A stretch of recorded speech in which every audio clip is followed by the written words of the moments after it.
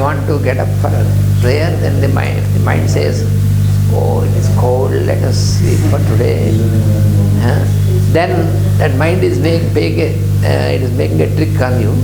So then you suggest to the mind, we can sleep tomorrow, today let us go.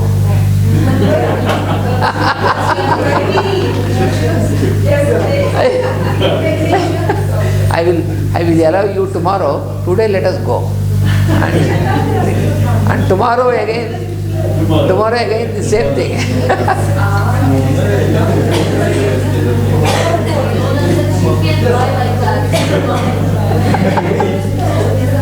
It is the principle of anonymous alcoholics, because they say, I'm alcoholic and I cannot drink. That's why I don't know drinking only today. Yes. One day I have to keep away alcohol from the one day. The next day, so I cannot keep not drinking. So I'm keeping away only today. Only today. Yes. This is my one day. Yes, this is good. This is good. If it is otherwise, then dangerous. It is good. In this way, you can postpone the things which are not required, and we should not postpone the things which are required. It should not be opposite.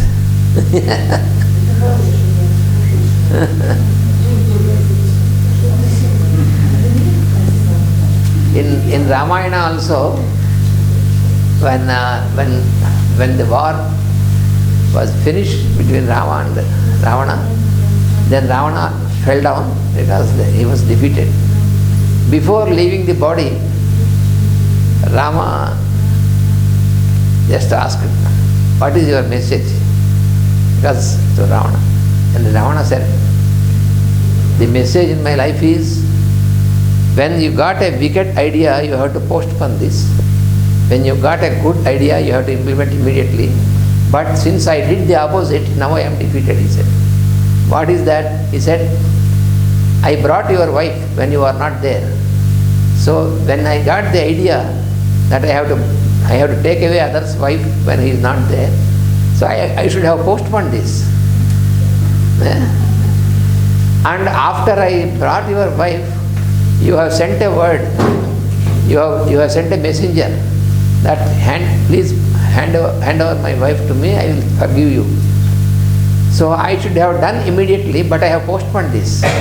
So because of these two things, I was defeated and I was killed. So this should be somebody should be careful with this. That is what he said. So in a good deed, you should not postpone. In otherwise, in a bad deed, either mentally, physically, postpone it. Not today, tomorrow let us see. Like that. But we often do the opposite. That's the problem.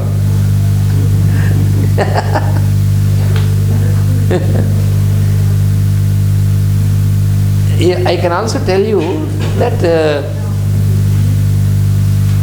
difficulty lies in the self-pity. That is the problem. That is the greatest enemy. Self-pity.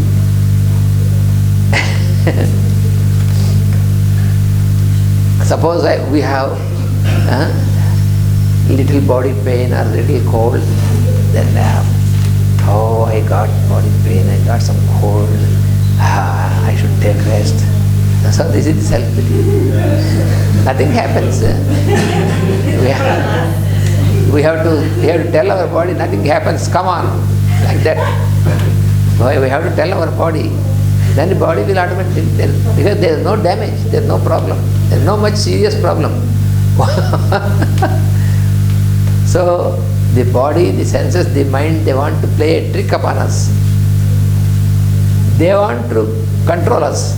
So we must make a friendly effort, but not to oppose or suppress, but just friendly, and then command and get them do what you say. Observe and then start doing, and they will follow. That is the trick. Because your body is like your shadow. It plays all the mimicry with you. If you turn towards the light, then your shadow is behind you. If you turn away from the light, your shadow is before you and frightens you.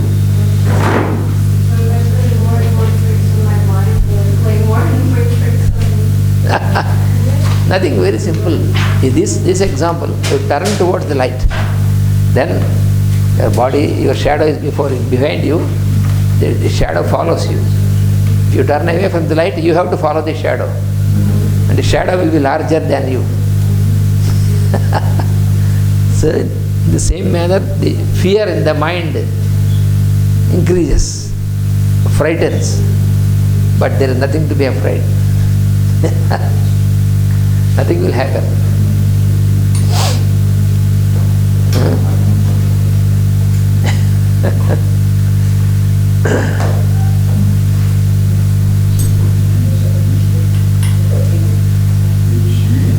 Now we have to continue this from yesterday's mantra, some explanations still.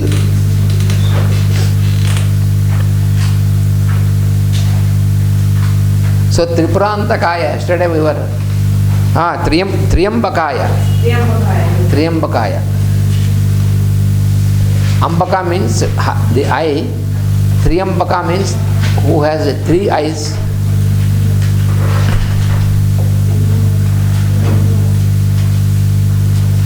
So the third eye is the aspect of fire in us. So yesterday from this we were also studying about these 3 nadis in Sushumna, the nadi of the fire. 3. So 3 Ambakaya. So the mother goddess also has 3 eyes, and the Lord also has 3 eyes. The third eye, we have also the third eye. But this third eye in us is dormant. We are not using it. This location is not actually like the eyeball. You see, what you call eye is not just the eyeball. This is also we have to analyze. The eyeball is not the eye. Eye is the capacity to see, and it is done by using this eyeball. So the organ, the physical organ, eye, just is not responsible for our perception of sight. What perceives is the mind. With all the 5 senses and sense organs, all this is, the perception is by the mind working through the sense, using the sense organ. The mind works through the senses, using the sense organs. The sense organs by themselves have no capacity. If your eyeball can see, then if the eyeball is separated and kept here, it should be able to see. It cannot see.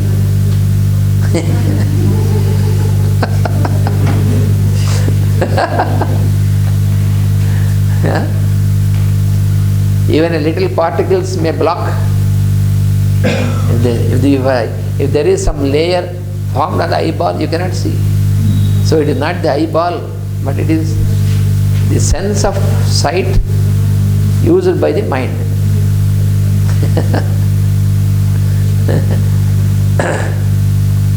So the third, what is this third eye? This third eye in us, how the third eye is there in us, why it is dormant?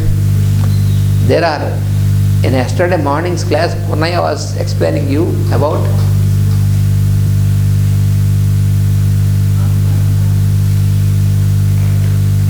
pineal gland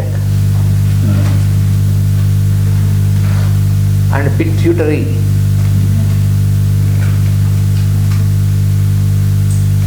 Body. And this pineal and pituitary, they are located in such a manner in us. When you imagine at the eyebrow, when you imagine a straight line from the eyebrow and another straight line from the top of the vertex, like this from here, this from here, the point where they meet, there are arranged these two, pituitary and pineal. They are arranged in the form of like the electrodes. You know the electrodes? Yes. So like the two electrodes, there is a gap between these two. And when the guru or the master, when we surrender and we follow the instructions, then due to the grace of the guru, this gap is filled with a light, inner light, like the arc between two electrodes. When two electrodes are nearer, there will be an electric arc, like a bridge. So like this will be filled by the light. This Master CV called this as higher bridge.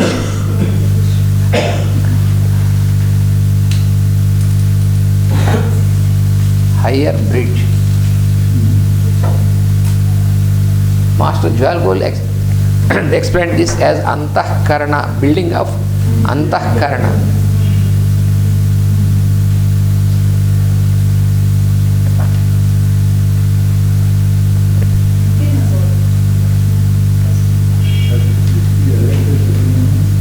Is an electric phenomenon, fire.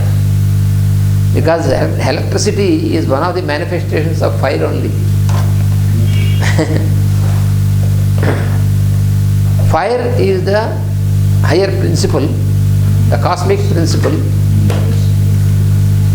and this cosmic principle, the fire or the Agni,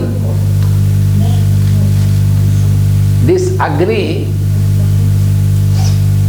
is manifested, the fire is manifested in the form of light, heat, electricity,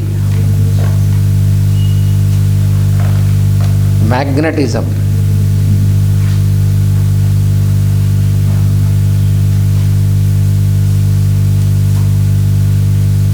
These are all manifestations of fire.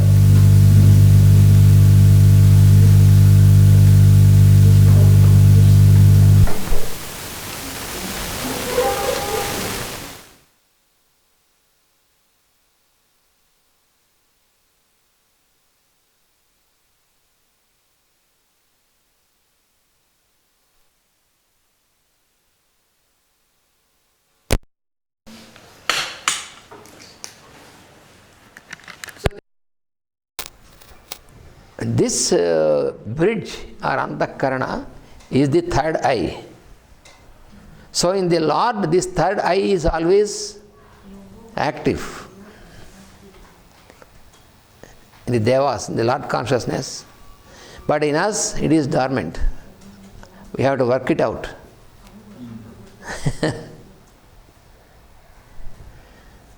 And what happens if this third eye is opened or active, then we use the power of discrimination very well.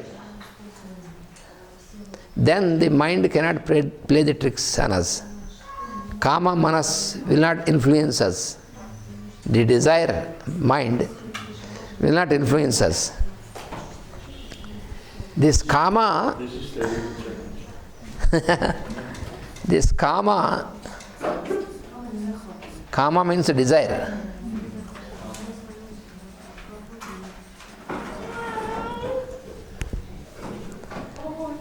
This kama is symbolically called in the Vedic literature, in the Sanskrit, is called Manmatha. He is in a personified form manner. He is called Manmatha. Manmatha. Manmatha. Who is called Manmatha? This kama, this desire. The kama. Kama means desire. Manmatha is personification of the desire, quality of desire. No, so madha is from the function. Madha is a function. Madhana means churning. Churning, you see? Madhana. So what this fellow does? Madhana, he churns our mind to create desire. He influences our mind. He influences our mind and churns the desire in our mind. So the desire will be like a fire in us. It becomes stronger. So desire.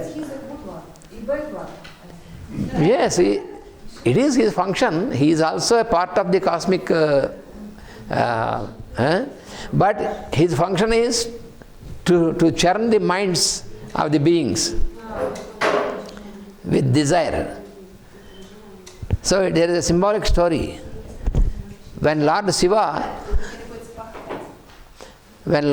was in deep meditation, this fellow wanted to make the trick on the Shiva also.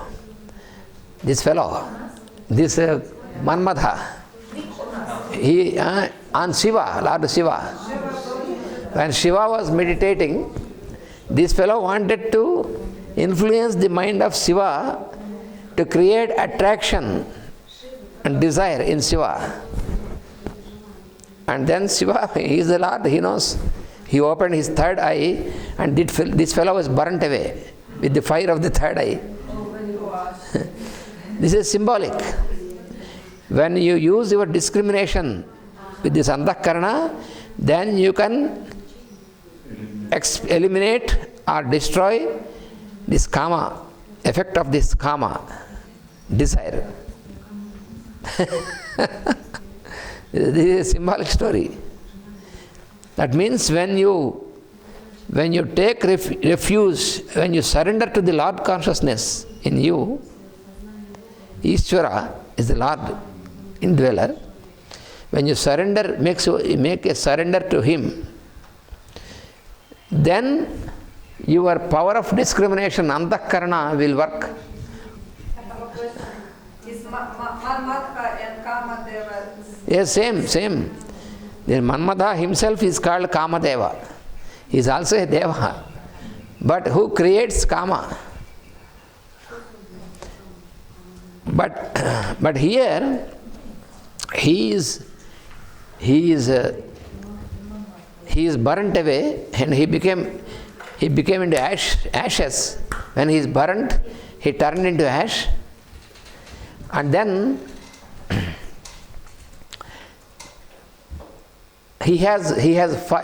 this fellow is having a bow and 5 arrows. His 5 arrows are 5 senses.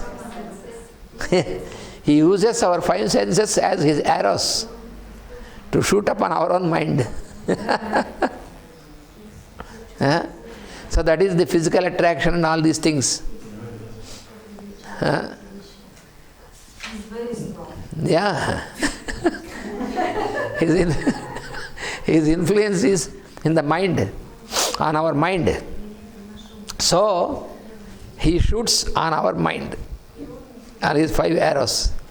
Then our mind is influenced by the attractions, and then we get into wrong action.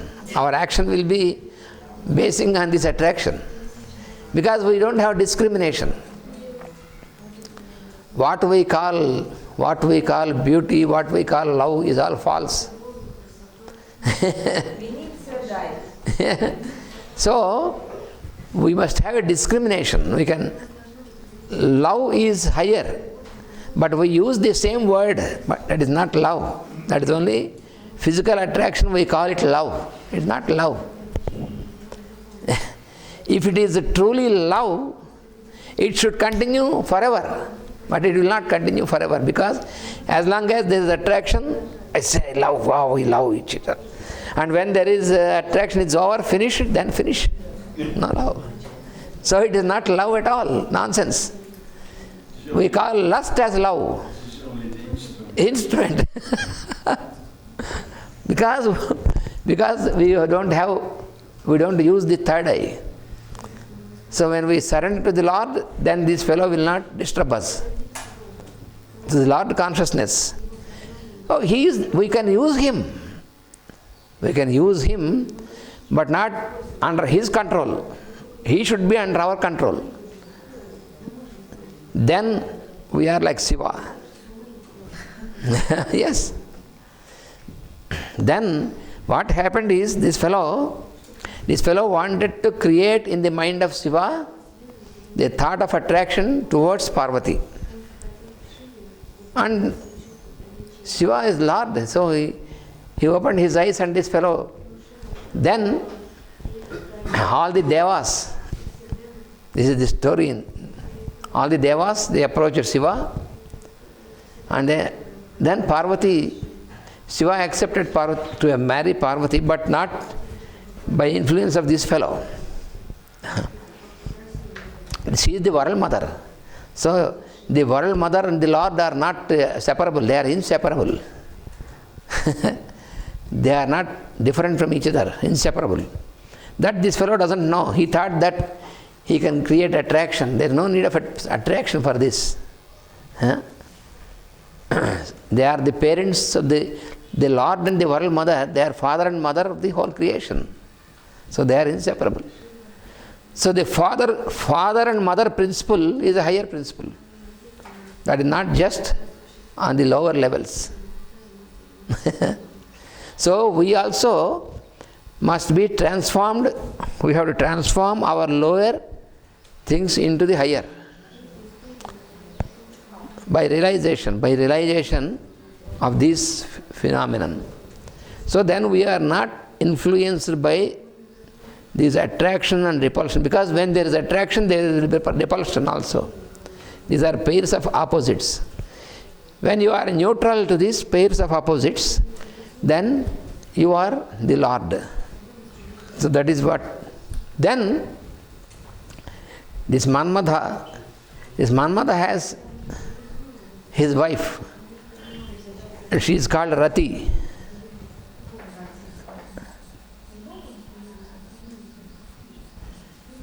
She is called Rati.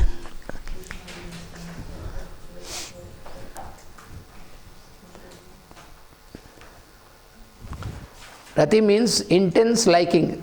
Intense liking. Liking, like.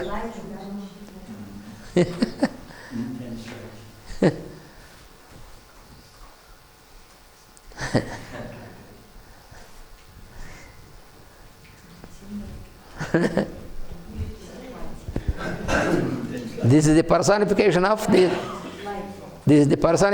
like.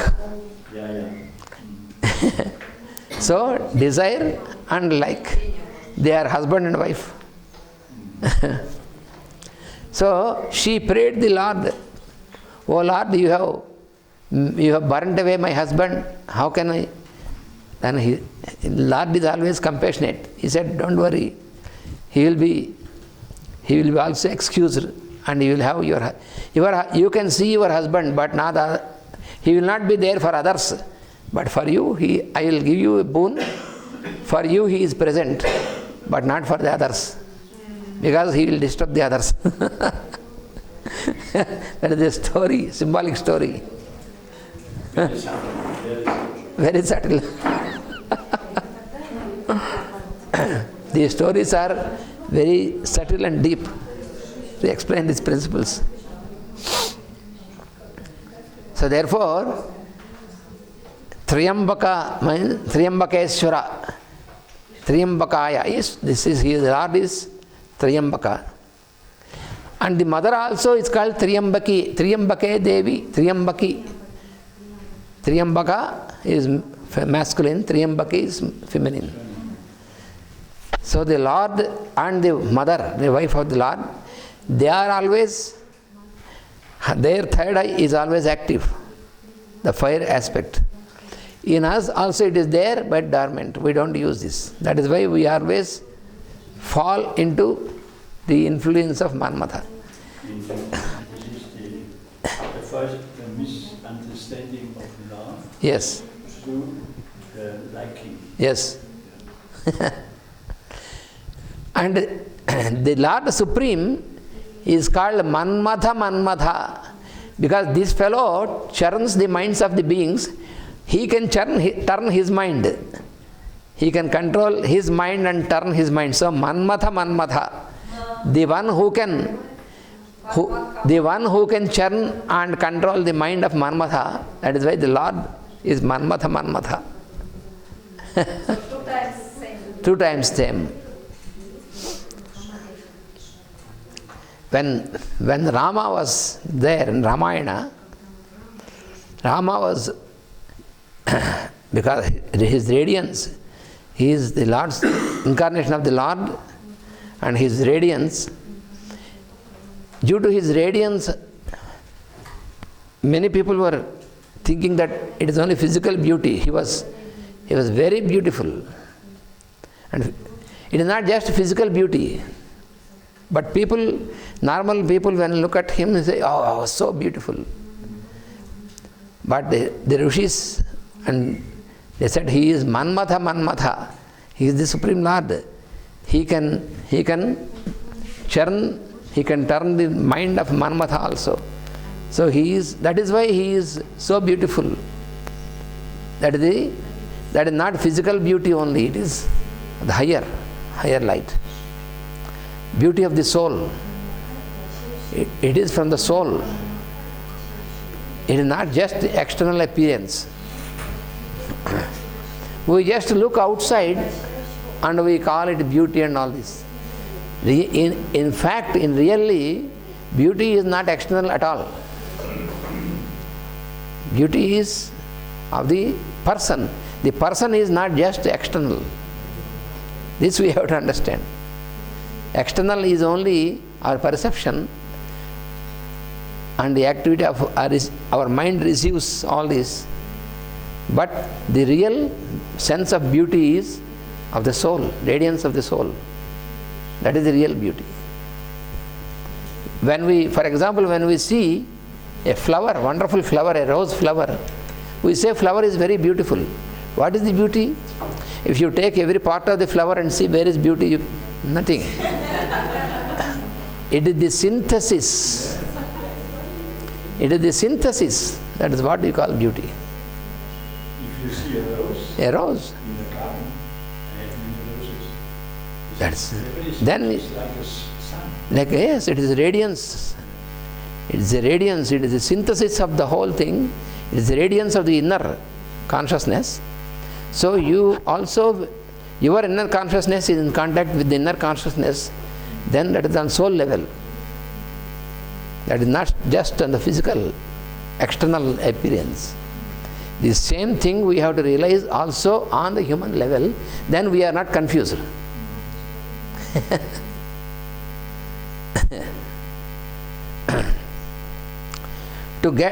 Not to get into these lower types of attractions, what we have to do, what master, for example, we asked our master also, how to overcome this?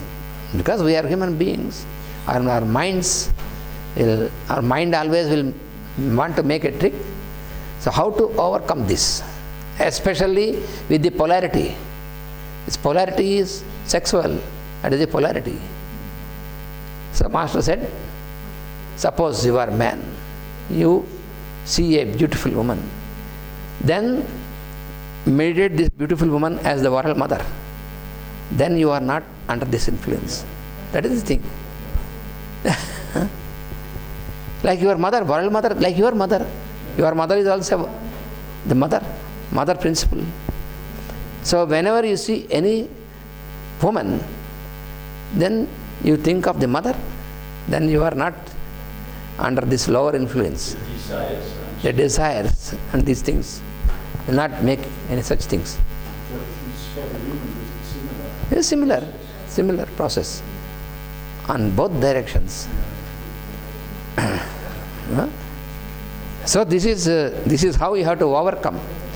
And also, Master has given another wonderful method, which all of us also should remember. He said, suppose there is a lady, a woman suffering from some disease or something. When you treat her and when you serve her, then you will not get these things in your mind, because you are making a service. You are trying to help. You are making to serve. Yes.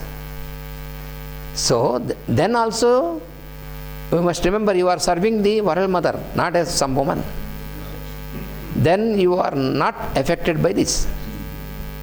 Otherwise, you will be destroyed, because you will dwell on the astral plane. Appearance is physical, but what is acting is astral. You will be stuck up in the astral. Then you are destroyed. If you cannot do this, after some years, your vital force is destroyed. That is what happens when you are not careful in these things. After some years, finish. Very short time. Yes. Same thing, woman also. Yeah. Thinking about man, yes. When you see when the woman also in the same situation, and towards men also, you think, you connect to the Lord consciousness. The same. The only thing is, you must be freed from the physical, from the form aspect. Because you call woman or man, it is only form, on the form. Just above the form, the soul is the same. There is no female soul and male soul. That is not there. Male and female is only just on the physical. Beyond this, there is no difference. On the soul, all soul level. This is the experience we have to do here. It is when you bring to the androgen. Yes, yes. As we change in the incarnations. Yeah.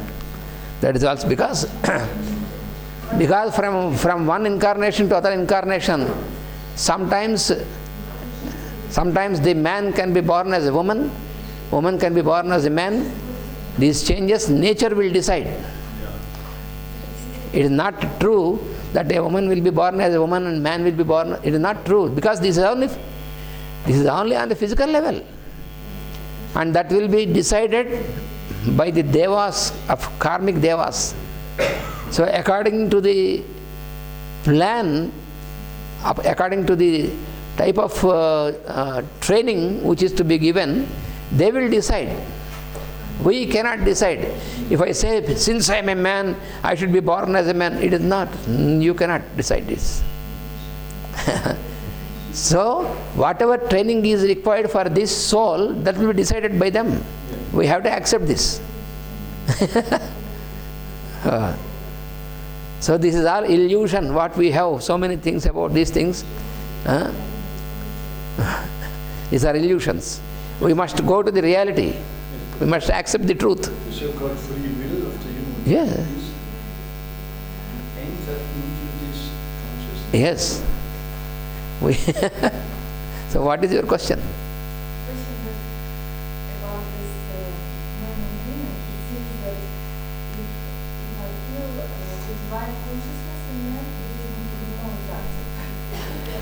It is not physical attraction. Just like world mother, when we see, you can see the father of the universe. Fatherhood is a principle. Is a principle. Yeah. It is not the physical body or not this. When you think of the higher, then the lower attraction will not be there. You see the person, but at the same time you link up with the higher. Then you are not at. See the father. Yes, the father principle. Father principle is same. Not the father form. It's not the form, but the principle. This we have to remember. Either father principle or mother principle, it is the radiance of love, the true love. So that is where we have to project. Very subtle. It is very subtle, but we have to practice. Then we have no problem. Actually, this is what we, when we study scriptures, this is the thing. When you are studying this music of the soul, you are studying this about the life of Krishna. There we see how he has so many wives and all these, and this is for a modern man, for the modern human being, it is a riddle. So therefore we have to read such books to understand this, because Bhagavata is given all this key of this. Once Narada is the great divine seer. He came down in his physical form into Dwaraka, the city where Krishna has built this city and all of them were staying. And in Dwaraka, yesterday I told you about this fellow Naraka, the Atlantean fellow, who has imprisoned all these virgin girls, 16,100 girls he has.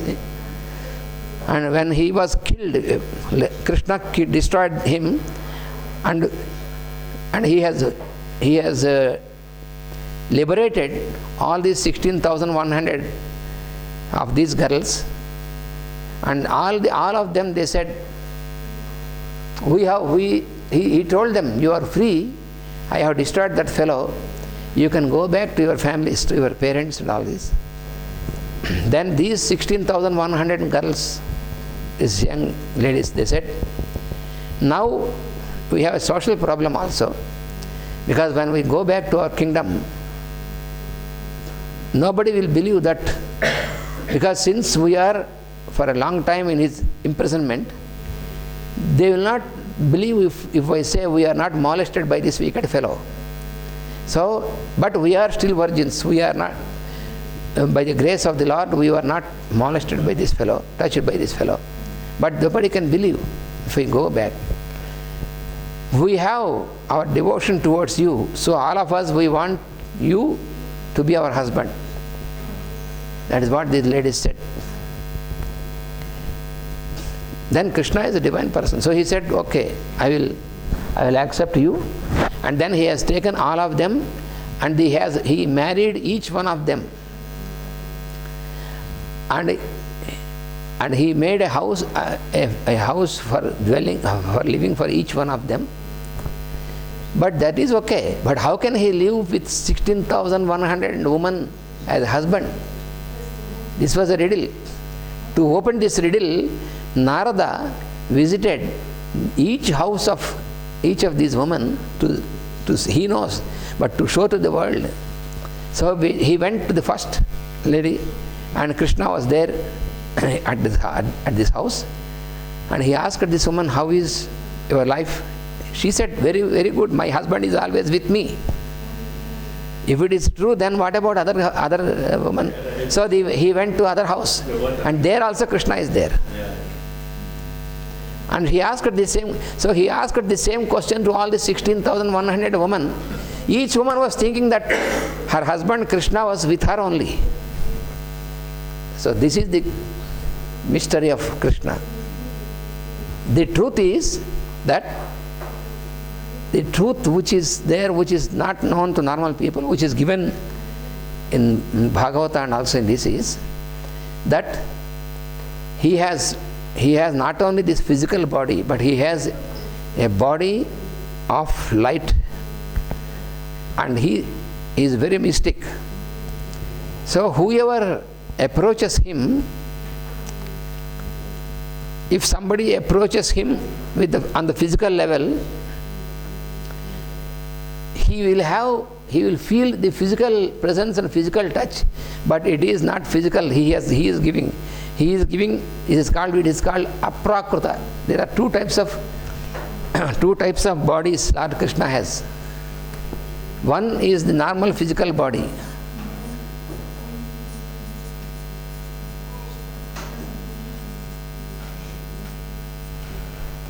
This is called prakruta sarira. Prakruta. Nature. Yes, the body which is under the influence of Prakriti, nature. He has other body also, which is called aprakrita.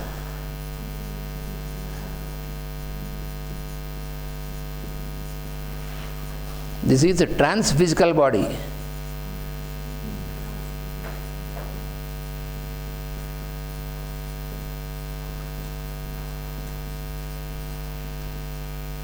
So all those who want to have the physical nearness with him,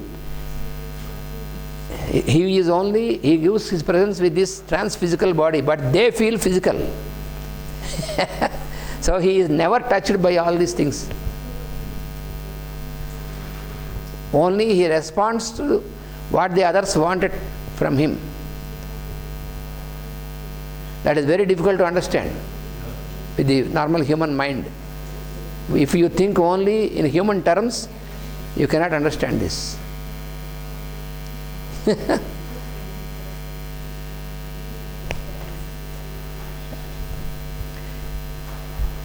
You know, at the end of Mahabharata war, all the children of Pandavas are also killed in the war, without exception. All the children. There was son of Arjuna. Is Abhimanyu. His name was Abhimanyu, a very great warrior.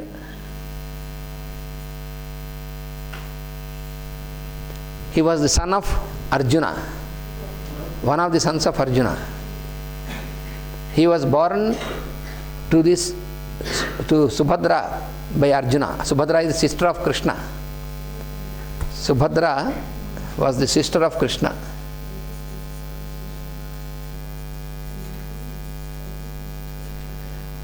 So this Abhimanyu was born to Subhadra, the sister of Krishna.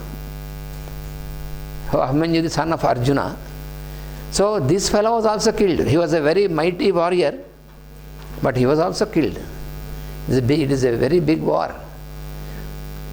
All these 5 Pandavas have their sons. All of them were killed. But by that time, when he went into the war, his wife was pregnant. His wife's name is Uttara. She was pregnant. Uttara.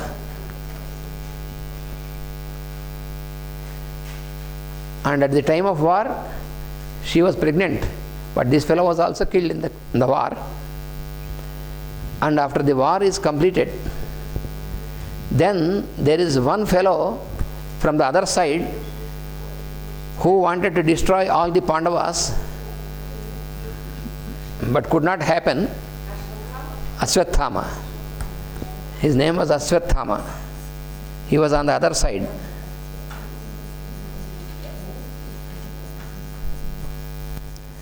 he wanted to destroy the clan of Pandavas completely. So the wicked fellow. So he used his power, his tantric power, and he directed one of his powers to destroy the fetus in the womb of Uttara also, so that Pandavas will have no clan at all. But they are all devoted to Lord Krishna. She also is a devotee of Lord Krishna, Arjuna's daughter-in-law. So Krishna knows this. So he protected her womb from this effect, and therefore this could not be destroyed by this fellow. So then she delivered a male baby, a son, who was very famous. He is called Parikshit, who became the next ruler after Pandavas. Parikshit. But when he was born, he was not moving because of the effect of this astra, because he has sent very powerful. So he was not moving after Brahmastra.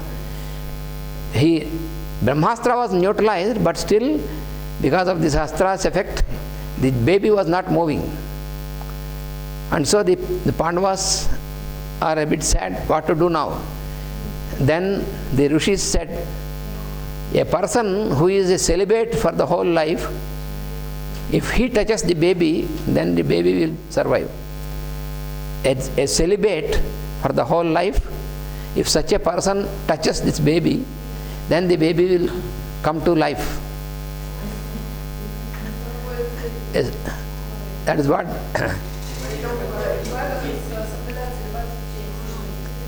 So then Pandavas were thinking of Bhishma, because Bhishma has not married for the whole life. So then they were thinking of Bhishma. They took to Bhishma. Bhishma said, he will not come to life if I touch. You go to Krishna himself. He should touch the baby. But Krishna has so many wives. How can we be celibate? Then Bhishma said, you people, you do not know what celibacy is. Krishna has so many wives, he has so many children, still he is celibate. Celibacy is not physical. Here the secret is, Krishna didn't want to marry all of them. They asked him. Krishna didn't want to have all the children. They asked him. So as the Lord, he has bestowed all these things to them. But he is above all because he is trans-physical. This is the secret. Bhishma knows this. This is the only fellow who knows. Vedavyasa knows. The Rishis know it. Bhishma knows this. But even Pandavas, only Yudhishthira knows. But the other Pandavas, sometimes they know, sometimes they don't know. So therefore, this baby was taken to Krishna. Krishna smiled and touched him, and then the baby came to life. So this is the real celibacy. Celibacy doesn't mean to run away from family life. That is not celibacy. That is false celibacy. Celibacy is on higher level, when your mind and senses are under control of your higher light, then it is celibacy. And that is possible when your antakarana is active.